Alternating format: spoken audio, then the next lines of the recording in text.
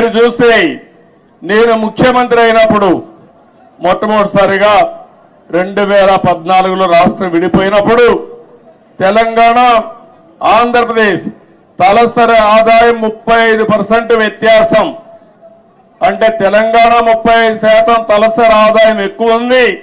దానికి కారణం హైదరాబాద్ నగరం.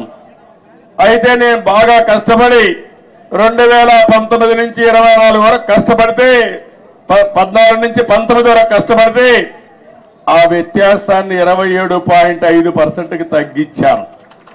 అంటే 35 నుంచి 27.5 అంటే 7.5%కి తగ్గింది. మళ్ళా ఒక ప్రభుత్వం వచ్చింది, విధ్వంస ప్రభుత్వం వచ్చింది. 5 ఏళ్ళు ఇష్టానుసారంగా చేశారు. ఈ రోజు ఎంతవరకు పోయిందంటే 44% పెరిగిపోయింది. అంటే మీరందరూ గుర్తుపెట్టుకోవాలి, కుండ వాళ్ళందరూ కూడా, విభజన వల్ల జరిగిన నష్టం కంటే పాలన వల్ల 5 సంవత్సరాల నష్టం జరిగే పరిస్థితి వచ్చింది. అదే ఈసారి రాకపోయింటే తెలంగాణకు ఆంధ్ర రాష్ట్రానికి 100% వ్యత్యాసం వచ్చేసేది. కానీ ఒకటే నేను కోరుకుంటున్నా, తెలంగాణ ఒక స్థాయికి వచ్చింది.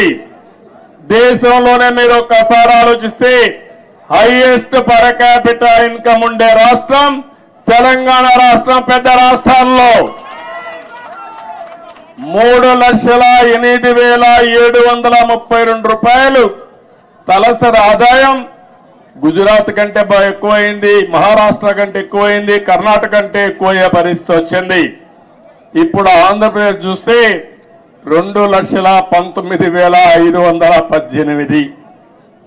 ఏదైతే ఈరోజు నేను ఒకటే ఆశిస్తున్నాను, తెలంగాణ ఒక మంచి బేస్ వచ్చింది. దీన్ని నెక్స్ట్ లెవెల్కి తీసుకుపోవడానికి ఇక్కడ పాలకులకు అవకాశం ఉంది. ఆంధ్రప్రదేశ్ ఇబ్బందుల్లో ఉంది. కానీ నేను ఒకటే చెప్పాను, ఇబ్బందులు అధిగమించి మళ్ళీ ఆంధ్రప్రదేశ్ ను కూడా గట్టెక్కించే బాధ్యత, అభివృద్ధి చేసే బాధ్యత నేను తీసుకుంటానని చెప్పి కూడా నేను మీకు తెలియజేస్తున్నా. నా ఆలోచన ఒకటే, ఒక్క విషయం మీరందరూ గుర్తుపెట్టుకోవాలి. నేను పదే పదే చెప్తున్నాను, కొంతమందికి నమ్మకాలు ఉండవు. నేను ఎప్పుడో తయారు చేశాను విజన్ 2020 అని. కొంతమంది అన్నారు ఇది ఎక్కడ విజన్, ఇది 420 అని కూడా మాట్లాడారు. కొంతమంది నేను సెల్ ఫోన్స్ గురించి మాట్లాడితే సెల్ ఫోన్ తిండి పెడుతుందని కూడా మాట్లాడారు. ఇక్కడే నేను హైదరాబాద్ లో ఖైరతాబాద్ రోడ్లన్నీ వెడల్పు చేశాం. వెడల్పు చేస్తే చేయకూడదని అడ్డం పడ్డారు. ప్రజలు ఒప్పుకున్నా, నాయకులు ఒప్పుకోలేదు ఆ రోజుల్లో. కానీ అవన్నీ నేను పట్టించుకోలేదు, ముందుకెళ్ళాం. ఈరోజు మళ్ళా మీ అందరికీ ఒకటే చెప్తున్నాను, 2047కి భారతదేశం ప్రపంచంలోనే నెంబర్ 1 గా గాని ఉంటుంది. వికసిత్ భారత్. నరేంద్ర మోడీ గారు మాట్లాడుతున్నారు. నేను ఆలోచించేది, ఈ వికసిత్ భారత్ లో నెంబర్ 1 కమ్యూనిటీ ఏదంటే తెలంగాణ ఆంధ్ర రాష్ట్రంలో ఉండే తెలుగు జాతి ఉండాలి. ప్రపంచంలో భారతీయులు నెంబర్ 1 గా ఉంటారు. అందులో 35% తెలుగు వాడు ఉండాలని నేను ఆలోచిస్తున్నా. ఒకప్పుడు చాలా మంది అన్నారు ఎట్ట సాధ్యం అన్నారు.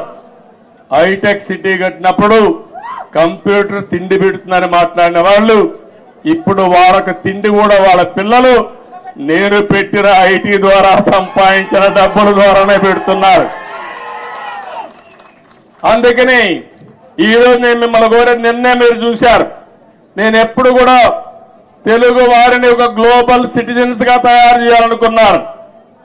ఆ రోజు ఇక్కడ హైదరాబాద్ లో పనిచేస్తా ఉంటే పనిచేసే రోజుల్లో నేను చెప్పేవాడిని, మీరు జాబ్ వర్క్ చేస్తున్నారు, అమెరికాలో డేటా పంపిస్తే డేటా ఎంట్రీ చేయడానికి పరిమితం అవుతున్నారు. ఒక్కొక్కసారి అమెరికాలో వేరే దేశాల్లో ఇంగ్లీష్ మాట్లాడే విధానం మన వాళ్ళకి అర్థమయ్యేది కాదు. మన వాళ్ళు ఇంగ్లీష్ చెప్తే వాళ్ళకి అర్థమయ్యేది కాదు. అప్పుడే బ్రిటన్ నుంచి లెక్చరర్స్ తీసుకొచ్చి ప్రత్యేకమైన ట్రైనింగ్ ఇప్పించి ప్రొనౌన్సియేషన్ ఇవన్నీ నేర్పించారంటే అది నాకున్న పట్టుదల ఆ రోజుట్లోనే. అక్కడి నుంచి ఒక మాట చెప్పాను, మీరు ఉద్యోగం చేస్తున్న ఇప్పుడు జాబ్ వర్క్ చేస్తున్నారు, అది కాదు ప్రోడక్ట్లు తయారు చేయాలి ఐటీలు ఆ రోజు చెప్పాను. అప్పుడు ఆ ఆలోచన కొద్దిగా వచ్చారు.